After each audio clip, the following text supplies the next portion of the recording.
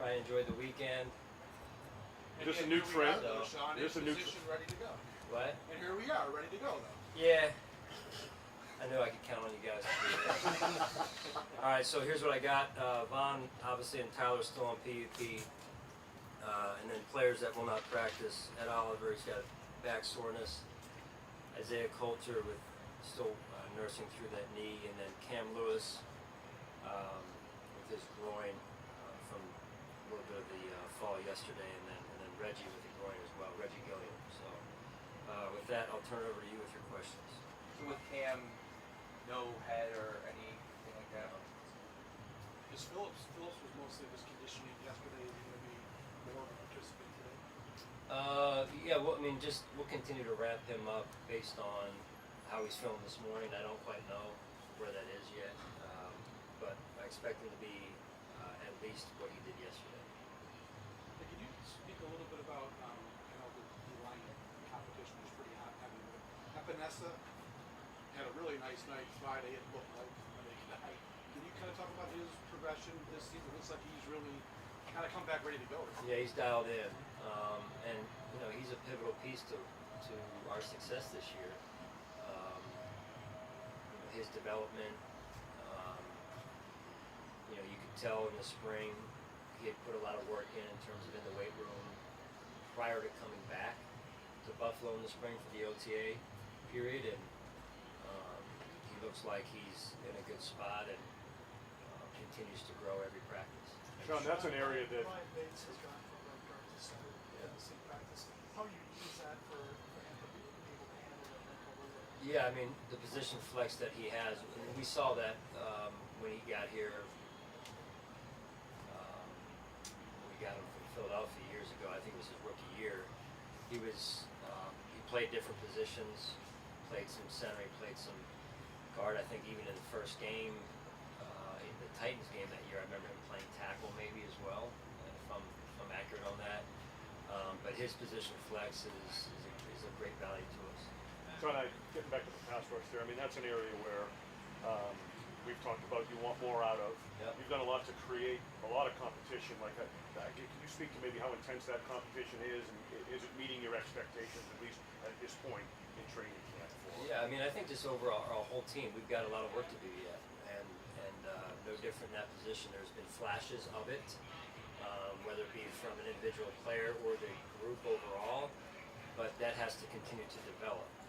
Pivotal pieces, AJ being one of them, and then some of the other players, play a part in that also in their development. So there's pivotal pieces on our roster that need to step up in order for us to have a good season, and that's some of the work that's got to get put in.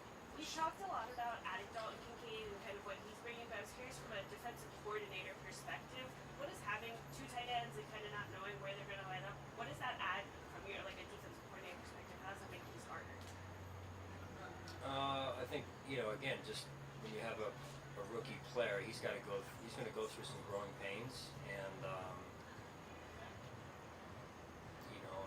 Coach Dorsey and the offensive staff are going to continue to figure out the strengths of, in this case, Dalton, like all of our players, and then put them in positions of strength.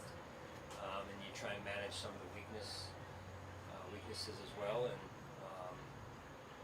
Dalton's a skilled player, and at the same time, he's still a young player. So there's still a lot of work to be done. How much do you feel Jordan Phillips' time missed because of the injury maybe has him trying to play catch up at this point in training? I mean, anytime you miss a couple of days or even one day, I mean, from a competitor standpoint, when you're not out there, you feel that, and then when you miss multiple days or now weeks, going even back to the spring, there's some catch-up work that's got to be put in, and Jordan will do that. He's been out there paying attention. He's been out there getting the mental reps in terms of what he can control through the PUP, and then now that that's taken off, getting him back integrated into what we're doing. The walkthroughs are very productive or beneficial for him, because the walkthroughs allow now him to participate and get the mental reps where he couldn't get those mental reps prior to that. Now that we're a couple weeks into camp, what's it been like for you to wear both hats, be kind of behind the offense watching, then be on the sidelines. What's that been like for you? Yeah, it's been interesting trying to find just where I need to be at the right time, and then just being self-aware. I think is important enough to know that okay, I haven't spent time here in some time, so I need to get around say the offense a little bit or special teams. It's just hard to leave even the follow-up film meeting with the defense because of the details that we need to have. But it's important that I do spend the time outside of the defense with set pieces of our offense or special teams as well. Hey, In Sean, terms of delegating that, is that something where you'll say, I need to give this piece to this defensive assistant, this piece to this defensive assistant, or will one defensive assistant shoulder most of that by himself? Yeah, probably a little bit of both in terms of overall got a very strong staff defensively, but it's more putting things in place for when I'm not around that I can still have the level of communication. So for example, if I go sit in with the offense to watch practice after this practice this morning, I'm not hearing the communication of what went well, what didn't go well, play by play through the course of the film with the defensive staff. So just making sure that when I watch it through a defensive lens, then that they saw it like I saw it in terms of what needs to improve. Hey, Sean, I know backup quarterbacks are kind of up against the refs and all that. Have you been satisfied with how Kyle and Matt have looked, or because it seems like it's been a little bit rough at times? Again, understanding that that's often the case. But Well, we have confidence in both of those guys. That said, doing it in a game, doing it in live situations, learning our offense for Kyle in particular is new. It's a new offense that he's now in, and that takes some time. So getting him as many reps as we possibly can is important, and I think he's done some good things, and there's some things that I'm sure he's working on, and as well as Matt. Sean, what do you make of Khalil's camp so far? Just having a year under his belt and now in his second camp with you guys. Yeah, the thing I love about Khalil is he's so consistent, and he's consistent from his personality standpoint. He's consistent from a performance standpoint, and you saw him the other night in the stadium where I think a lot of people forgot about him, and then he shows up, and I think that's a result of his consistency in terms of his preparation, both physically and mentally, and the standard he holds himself to on a daily basis. Sean, you talk about the mental reps. You go through what happened last season. Stephon said it a few weeks ago. This team went through a traumatic experience with Jamal, the rest of the players. Then you have the new guys getting ready for week one. What are you guys doing to get the guys ready mentally for week one? Well, in fact, we talked this morning about training the mental part of the performer, right? So that you can get to a place of elite performance, and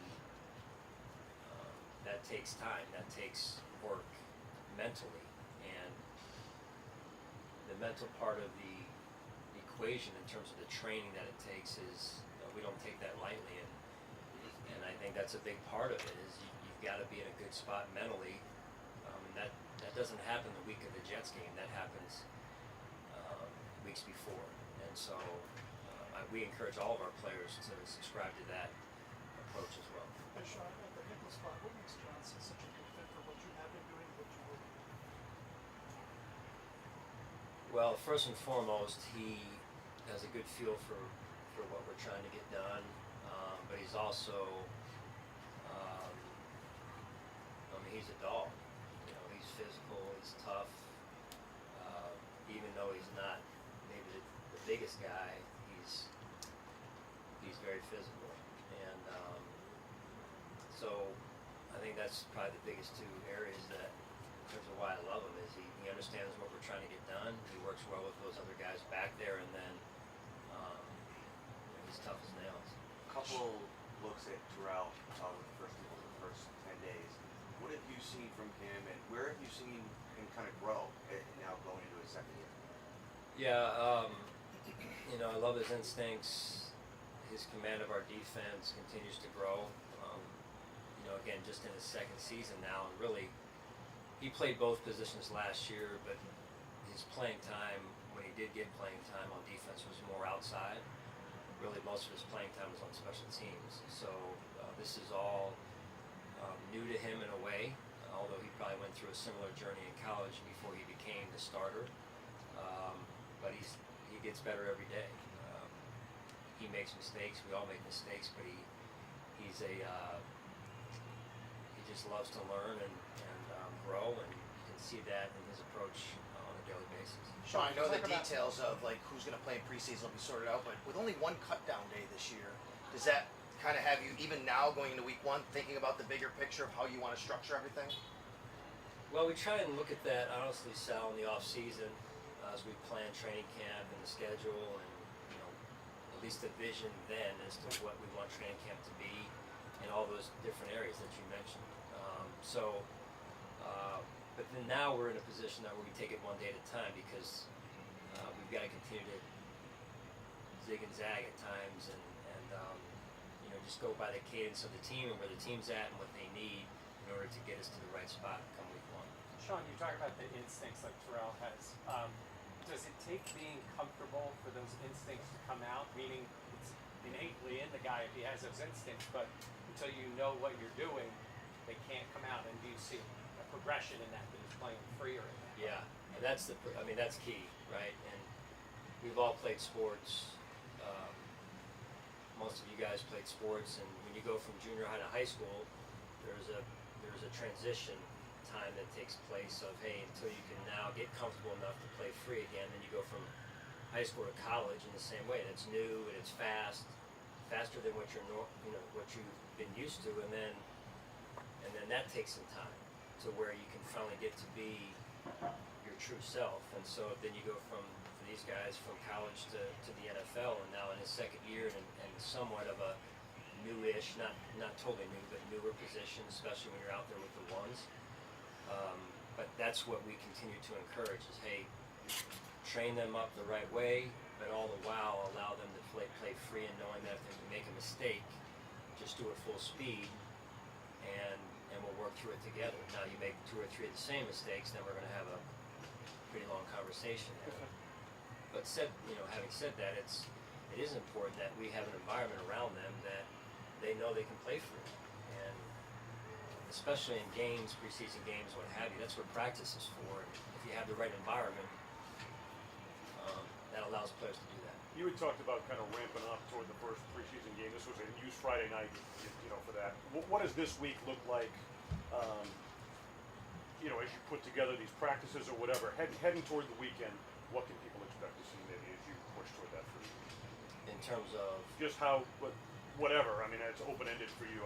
How do you ramp them up? you want to see the full game plan? Generally, just Hang on. is there one for a preseason game? No, seriously. No, I mean, really, we're going to go out there and we won't spend a lot of time, honestly, on the Indianapolis Colts, with all due respect. It's important, we have felt over the years, to focus on ourselves and our development.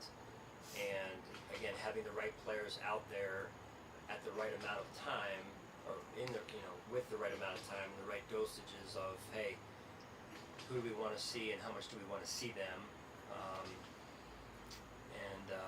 I think that's important, that we manage that the right way. Having something as simple as 11 people on the field when you've got 90 guys on the sideline, and there's players in and out of the lineup at different points in time. Special teams gets involved in that mix. So some of that is even, believe it or not, a challenge and a real pet peeve of mine when we don't have 11 people on the field. You've seen that honestly in practice at times, and that doesn't sit well with me. So. Good. Good. Thank you. Thank you.